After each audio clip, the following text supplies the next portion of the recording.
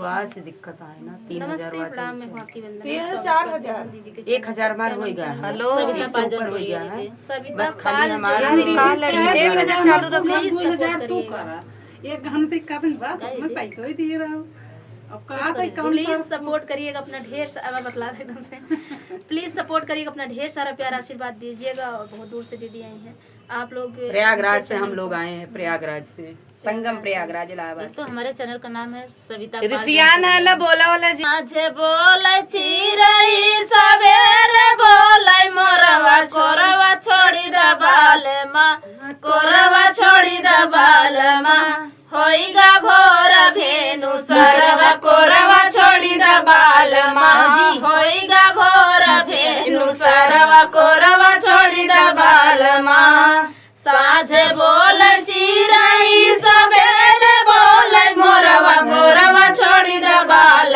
माँ कोरवा छोड़ी दबाल माँ होइगा भोर भेनु सरवा कोरवा छोड़ी दबाल माँ होइगा भोर भेनु सरवा कोरवा छोड़ी दबाल माँ उड़ी उड़ी मोरवा बगियावा में बैठे तनी उड़ाई दबाल माँ तनी उड़ाई दबाल माँ साँझ बोलला चिड़ैया तनी उड़ाई दबाल माँ साँझ बोलला चिड़ैया तनी उड़ाई दबाल माँ साँझ बोलै चिड़ै सवेरे बोलै मोरवा कोरवा छोड़ी दबाल माँ कोरवा छोड़ी दबाल माँ होइगा भोर भेनु सरवा कोरवा छोड़ी दबाल माँ होइगा भोर भेनु सरवा कोरवा छोड़ी दबाल माँ उड़ी उड़ी मोरवा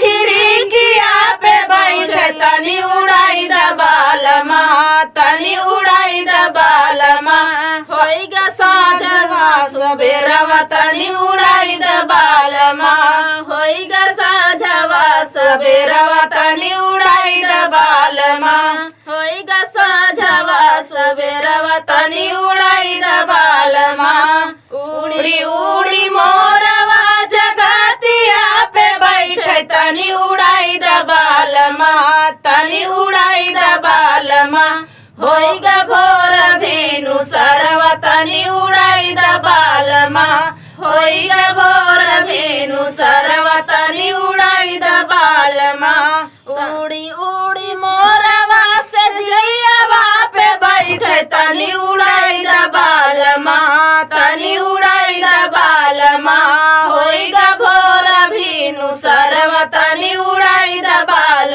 माँ होइगा भोर भेनु सरवा तनी उड़ाई दबाल माँ। तो फ्रेंड था चुटकुल्ला कहरवा ना जीत। आप लोगों को कैसे लगा कमेंट बॉक्स में बताना। फिर मिलते किसी नए गाने साथ, तब तक के लिए बाय बाय दोस्तों।